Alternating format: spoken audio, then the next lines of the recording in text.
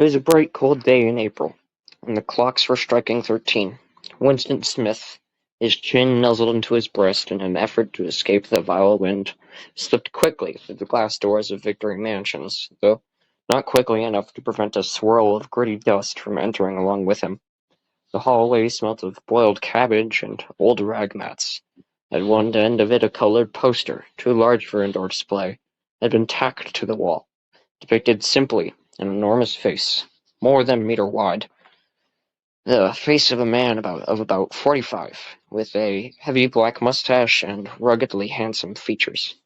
Winston made for the stairs. It was no use trying the lift. Even at the best of times it was seldom working, and at present the electric current was cut off during daylight hours. It was part of the economy drive in preparation for Hate Week. The flat was 7 flights up, and Winston, who was 39 and had a varicose ulcer above his right ankle, went slowly, resting several times on the way. On each landing, opposite the lift shaft, the poster with the enormous face gazed from the wall. It was one of those pictures which are so contrived that the eyes follow you when you move. Big Brother is watching you, the caption beneath it ran. Inside the flat, a fruity voice was reading out a list of figures which had something to do with the production of pig iron. The voice came from an oblong metal plaque, like a dulled mirror, which formed part of the surface of the right-hand wall. Winston turned the switch, and the voice sank somewhat, though the words were still distinguishable. The instrument, the telescreen it was called, could be dimmed, but there was no way of shutting it off completely.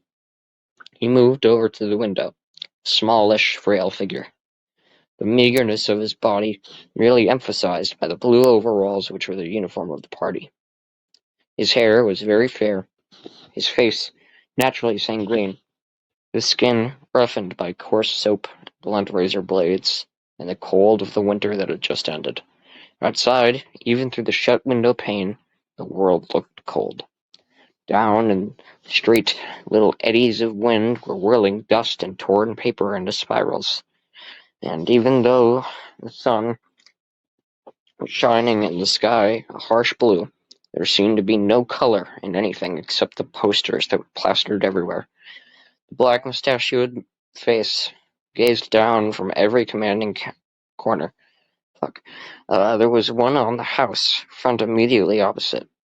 Big Brother is watching you, the caption said, while dark eyes looked deep into Winston's own. Down at street level, another poster, torn at one corner, flapped fitfully in the wind, alternatively covering and uncovering the single word, Ingsoc. In the far distance, a helicopter skimmed down between the roofs, hovered for an instant like a blue bottle, and darted away, again, with a curving flight. It was the police patrol, snooping into people's windows. The patrols did not matter, however. Only the thought police mattered. Behind Winston's back, the voice from the telescreen was still babbling away about pig iron, the overfulfillment of the ninth three-year plan. The telescreen received and transmitted simultaneously. Any sound that Winston made above the level of a very low whisper would be picked up by it. Moreover, so long as he remained within the field of vision which the metal plaque commanded, he could be seen as well as heard. There was, of course, no way of knowing whether you were being watched at any given moment, how often, or on what system.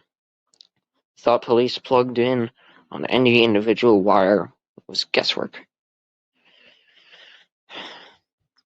It was even conceivable that they watched everybody, all the time, but at any rate, they could plug in your wire whenever they wanted to. You had to live, did live, from habit that became instinct, and the assumption that every sound you made was overheard, and, except in darkness, every movement scrutinized. Winston kept his back turned on the telescreen. It was safer, though, as well as he well knew. Even a back can be revealing. A kilometer away, the Ministry of Truth, his place of work, towered vast and white above the grimy landscape. This, he thought, with a sort of vague distaste. This was London, chief city of Airstrip 1, itself the third most populous of the provinces of Oceania.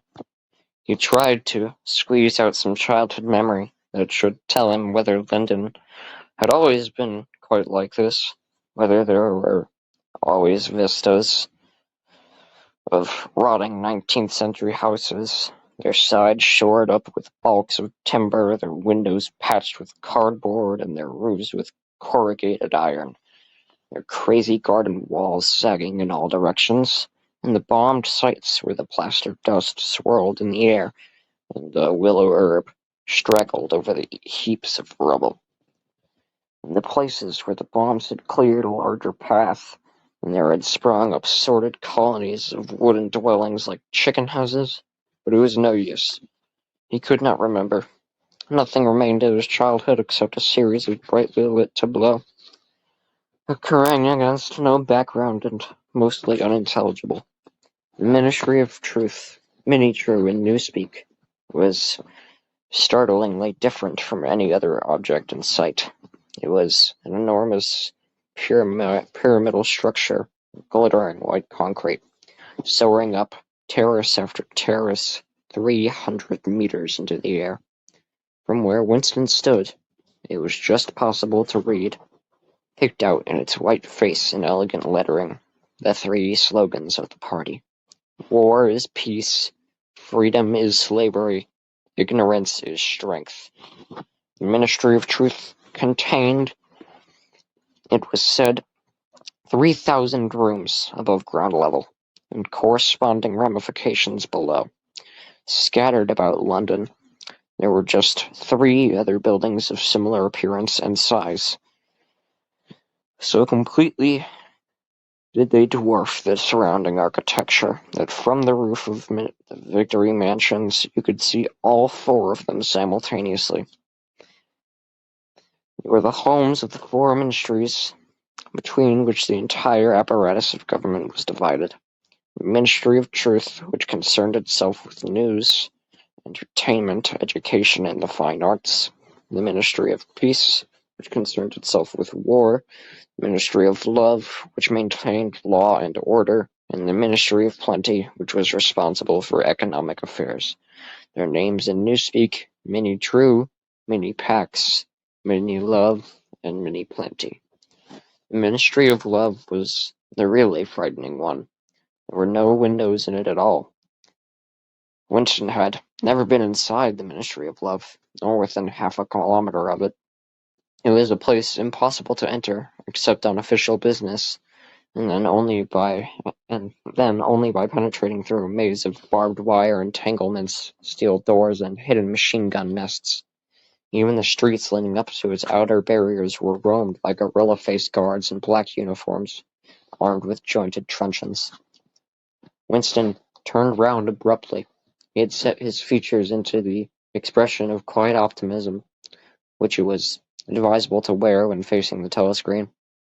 He crossed the room into the tiny kitchen. By leaving the ministry at this time of day, he had sacrificed his lunch in the canteen, and he was aware that there was no food in the kitchen except a hunk of dark-colored bread, which had got to be saved for tomorrow's breakfast.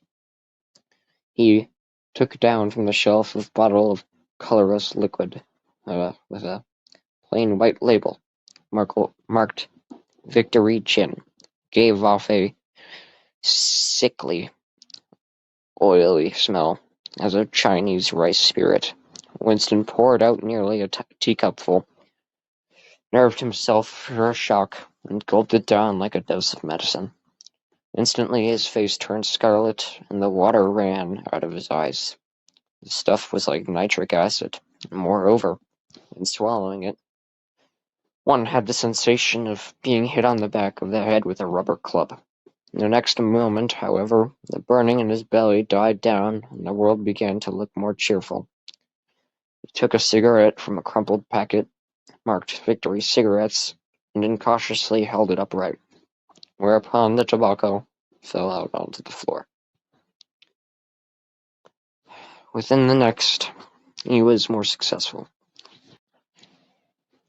He went back to the living room and sat down at a small table that stood to the left of the telescreen. From the table drawer he took out a penholder, a bottle of ink, and a thick quarto-sized blank book with a red back and a marbled cover. For some reason the telescreen in the living room was in an unusual position. Instead of being placed as was normal in the end wall where it could command the whole room, it was in the longer wall opposite the window. To one side of it there was a shallow alcove, in which Winston was now sitting, in which, where the flats were built, had probably been intended to hold bookshelves.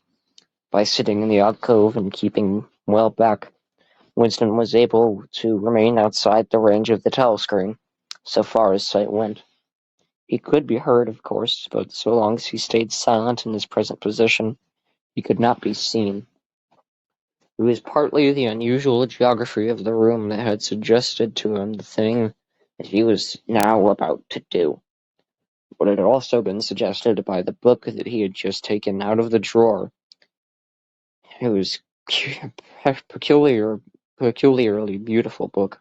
Its smooth, creamy paper, a little yellowed by age, was of a kind that had not been manufactured for at least 40 years past. He could guess, however, that the book was much older than that. He had seen it lying in the window of a frowsy little junk shop in a slummy quarter of the town. Just what quarter he did not now remember. And he had been stricken immediately by an overwhelming desire to possess it. Party members were supposed not to go into ordinary shops, dealing on the free market it was called, but the rule was not strictly kept, because there were various things such as shoelaces and razor blades, which it was impossible to get a hold of in any other way. He had given a quick glance up and down the street, and then had slipped inside and bought the book for $2.50.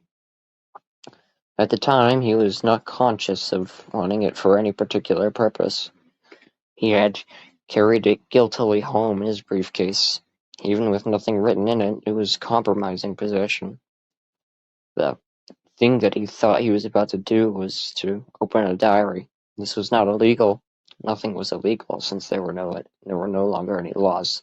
But if detected, it was reasonably certain that it would be punished by death, or at least by 25 years in a forced labor camp. Winston fitted a nib into the penholder and sucked it to get the grease off.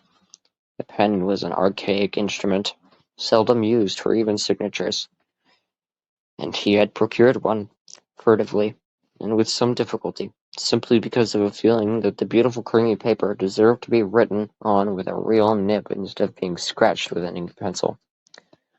Actually, he was not used to writing by hand.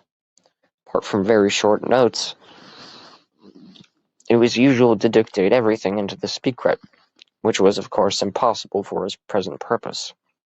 He dipped the pen into the ink, and then faltered just for a second. A tremor had gone through his bowels. To mark the paper was the decisive act. In small, clumsy letters he wrote, April 4th, 1984.